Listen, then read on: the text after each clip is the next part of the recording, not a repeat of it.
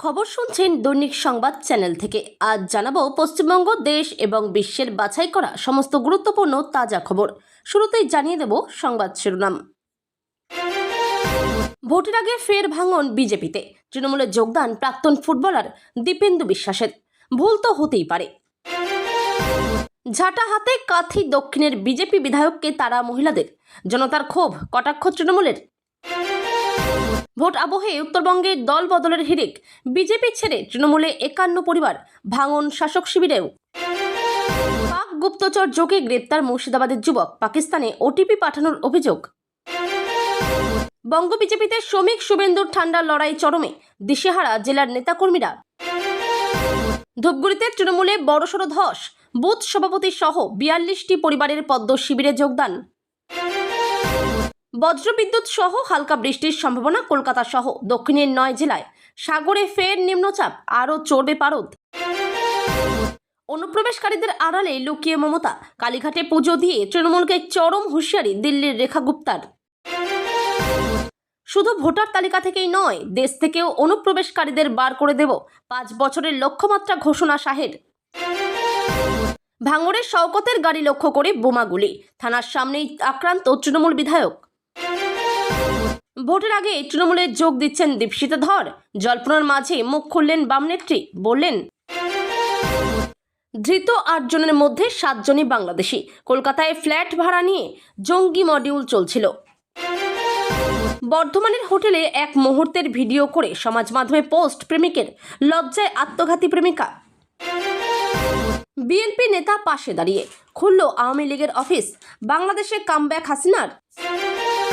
ছিলেন তৃণমূলেরই বিধায়ক, বদলেছিলেন দল, দীর্ঘ সময় বাদে ফের তৃণমূলে যোগ দিলেন বিখ্যাত ফুটবলার। শাসক দলে এলেন দাপুটে কংগ্রেস নেতাও। ভোটের আগে শক্তিশালী টিএমসি, প্রতীক ওর দীপেন্দুর পর আর কে কে দলবদল করবেন দেখুন সেই তালিকা। ভোটের আগেই বীরভূমের বাঘ অনুব্রতকে ঘিরে তুমুল বিক্ষোভ, জাগ করে বসলেন কর্মীরা।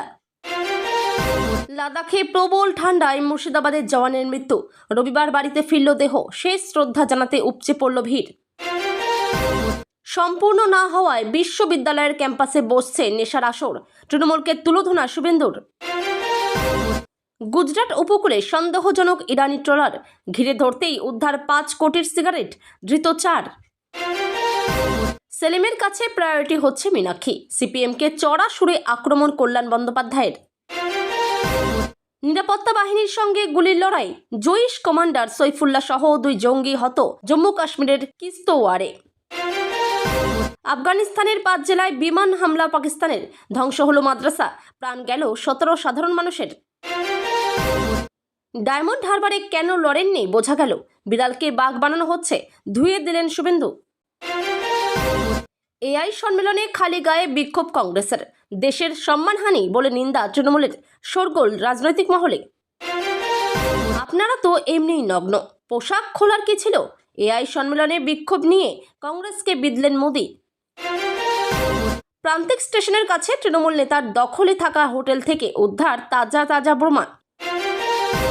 বিজেপি ছেড়ে তৃণমূলে যোগ দিলেন 51টি পরিবার, উত্তরবঙ্গের ঝাড়ে বংশে উজাড় পদ্মবন। পতাকা লাগানোকে কেন্দ্র করে সূত্রপাত, টিএমসি আইএসএফ সংঘর্ষে তপ্ত মিনাখা। সুতাহাটায় এসআইআর থেকে 10 জনের নাম বাদ, বিএলও এবং এইআরওর মধ্যে তুমুল বচসা। বেপরোয়া, উচ্চ মাধ্যমিক পরীক্ষার সময়ে মাইক বাজিয়ে কর্মসূচি বিধায়কের। তৃণমূলের কয়েকজন নেতা বিজেপির সঙ্গে রাতে যোগাযোগ করছেন, বিস্ফোরক মৌসুম বেনজির নূর। তৃণমূলের সঙ্গে হওয়া ডিল ফাঁস, নিজে মুখে স্বীকার করলেন প্রতিকূর। আইএসএফ মুছে যাবে, ভবিষ্যৎবাণী কল্যাণের, পাল্টা নওশাদ বললেন তৃণমূল হারলে কল্যাণ পালাবে। গাড়ির নম্বর প্লেটের আড়ালে 20 কোটির মাদক সহ পুলিশের জালে বিএসএফ কর্মী। সুপ্রিম কোর্ট তৃণমূলকে টাইট করেছে, এসআইআর নিয়ে সুপ্রিম রায়কে স্বাগত শুভেন্দু অধিকারীর। শিলিগুড়ির মহকুমার মুরালীগঞ্জ চেকপোস্ট থেকে 20 কোটি টাকার ব্রাউন সুগার সহ গ্রেপ্তার 1। প্রাণভয়ে মেঘালয় সীমান্ত দিয়ে ভারতে 1 বছর কোচবিহারে লুকিয়ে থাকার পর শ্রীঘরে 6 বাংলাদেশি। এতক্ষণ শুনছিলেন সংবাদ শিরোনাম, এখন আসছি বিস্তারিত খবরে। তার আগে ছোট্ট একটা অনুরোধ, চ্যানেলে নতুন হয়ে থাকলে চ্যানেলটি সাবস্ক্রাইব করবেন। ভোটের মুখে তৃণমূলেও ঘরোয়া অপসি দীপেন্দু বিশ্বাসের। তৃণমূল ছেড়ে বিজেপি হয়ে ফের তৃণমূলের প্রাক্তন ফুটবলার দীপেন্দু বসিরহাট জেলা তৃণমূল কার্যালয় অফিসে আনুষ্ঠানিক যোগদান। 2016 থেকে 2021 বসিরহাট দক্ষিণের তৃণমূল বিধায়ক ছিলেন দীপেন্দু। 2021 বিধানসভা ভোটের আগে বিজেপিতে যোগ দেন। 2021 সালে বসিরহাট দক্ষিণ কেন্দ্রে বিজেপির প্রার্থী ভোটে হার। ধীরে ধীরে বিজেপির সঙ্গে সম্পর্ক ছেদ, তৃণমূলের সঙ্গে ঘনিষ্ঠতা। আজ বসিরহাটে তৃণমূল আনুষ্ঠানিক যোগদান দীপেন্দু বিশ্বাসের। এদিন দীপেন্দু বিশ্বাস বলেন, গত 4 বছর ধরে আমরা সারা রাজ্যের আমাদের তৃণমূল কংগ্রেসের প্রতিটি প্রোগ্রামে থাকার আমি চেষ্টা করেছি। সেখান থেকে আমাকে আমন্ত্রণ জানানো হয়েছে। ভুল তো হতেই পারে মানুষের। দেখুন, আমরা ভূমিপুত্র, এখান থেকে খেলে দীপেন্দু বিশ্বাস হয়েছি। সুতরাং আমাদের রাজ্যের মাননীয় মুখ্যমন্ত্রী যেভাবে এর আগে বসিরহাটে উন্নয়ন উনি করেছেন এবং করে যাচ্ছেন, সেই উন্নয়নের সাথে থাকতে চাই।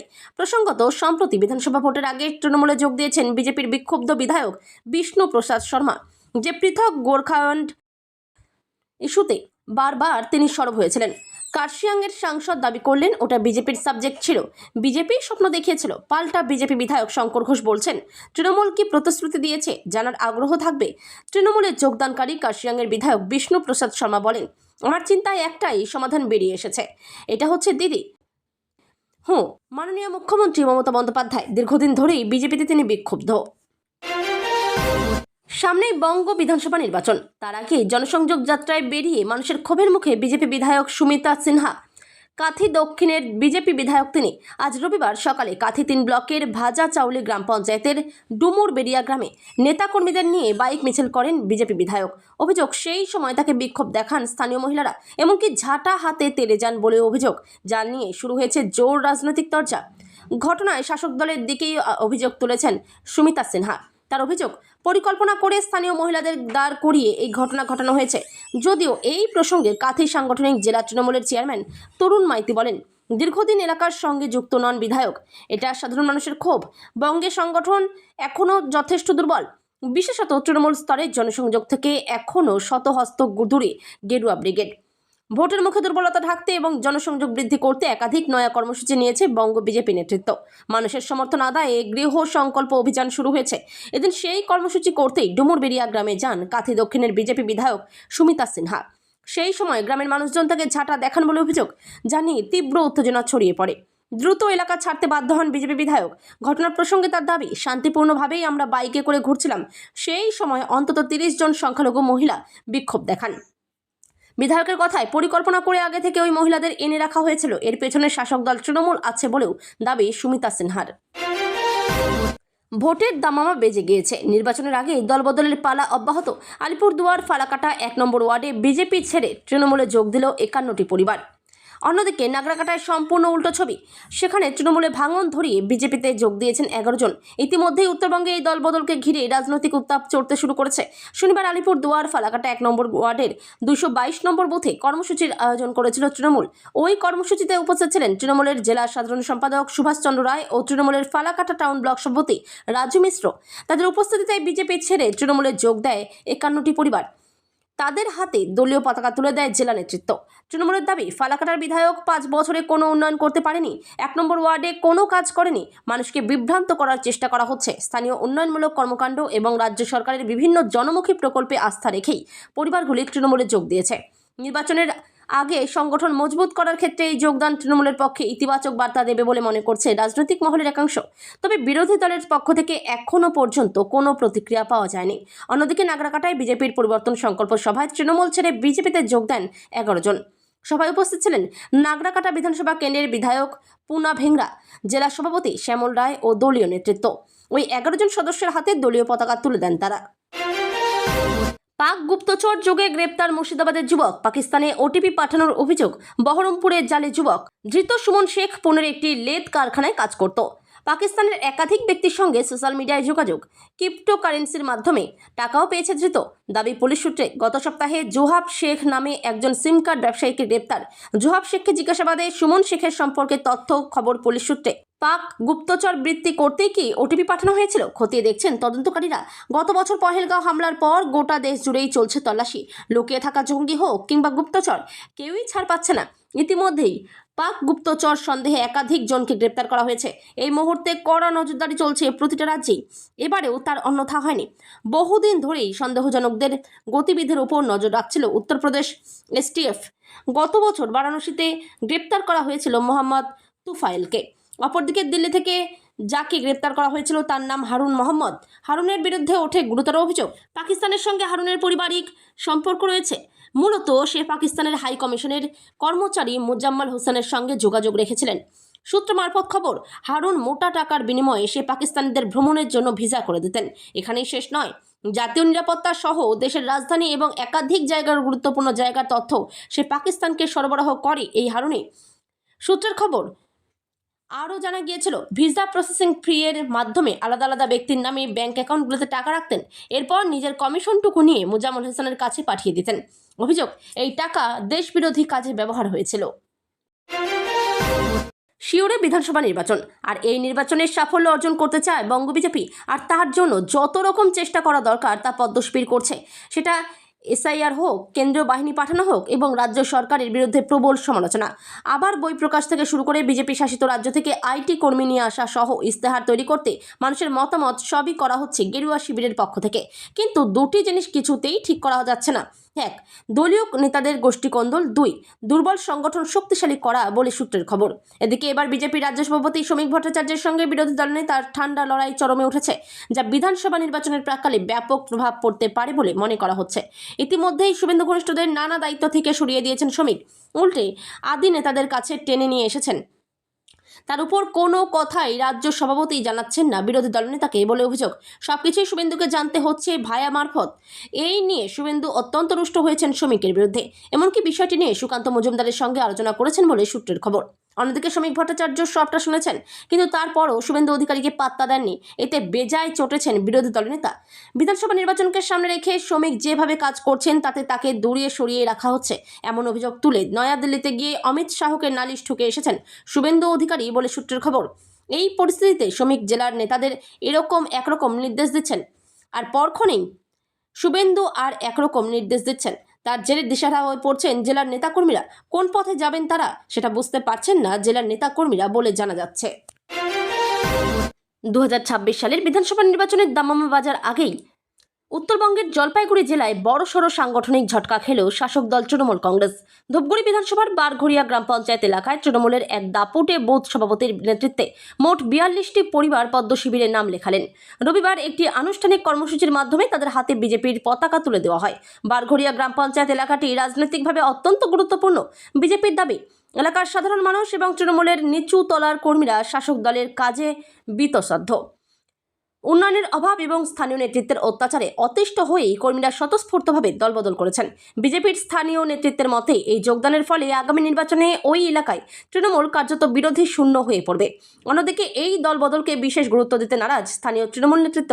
তাদের দাবি, এতে দলের সাংগঠনিক শক্তিতে কোনো প্রভাব পড়বে না।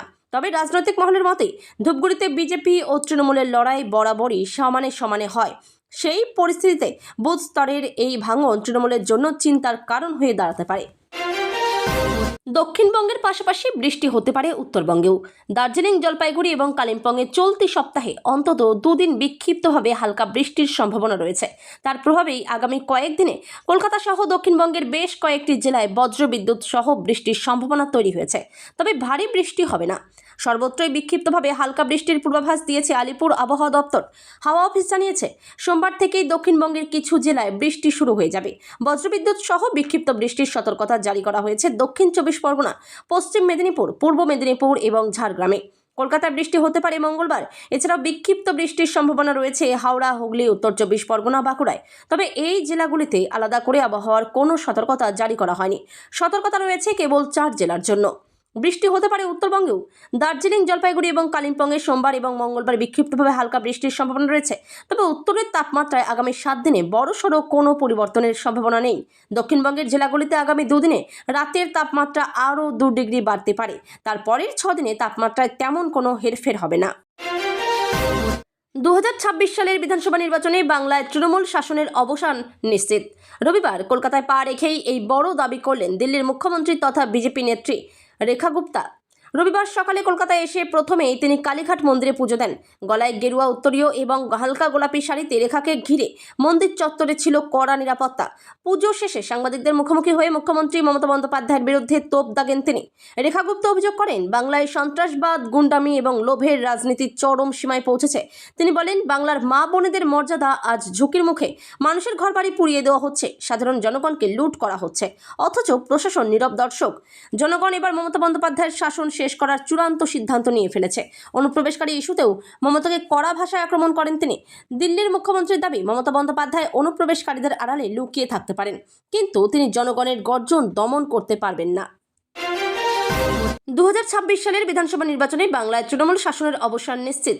রবিবার কলকাতায় পা রেখেই এই বড় দাবি করলেন দিল্লির মুখ্যমন্ত্রী তথা বিজেপি নেত্রী রেখা গুপ্তা। রবিবার সকালে কলকাতায় এসে প্রথমে তিনি কালীঘাট মন্দিরে পুজো দেন। গলায় গেরুয়া উত্তরীয় এবং হালকা গোলাপি শাড়িতে রেখাকে ঘিরে মন্দির চত্বরে ছিল কড়া নিরাপত্তা। পুজো শেষে সাংবাদিকদের মুখোমুখি হয়ে মুখ্যমন্ত্রী মমতা বন্দ্যোপাধ্যায়ের বিরুদ্ধে তোপ দাগেন তিনি। রেখা গুপ্তা অভিযোগ করেন, বাংলায় সন্ত্রাসবাদ, গুন্ডামি এবং লোভের রাজনীতির চরম সীমায় পৌঁছেছে। তিনি বলেন, বাংলার মা বোনেদের মর্যাদা আজ ঝুঁকির মুখে।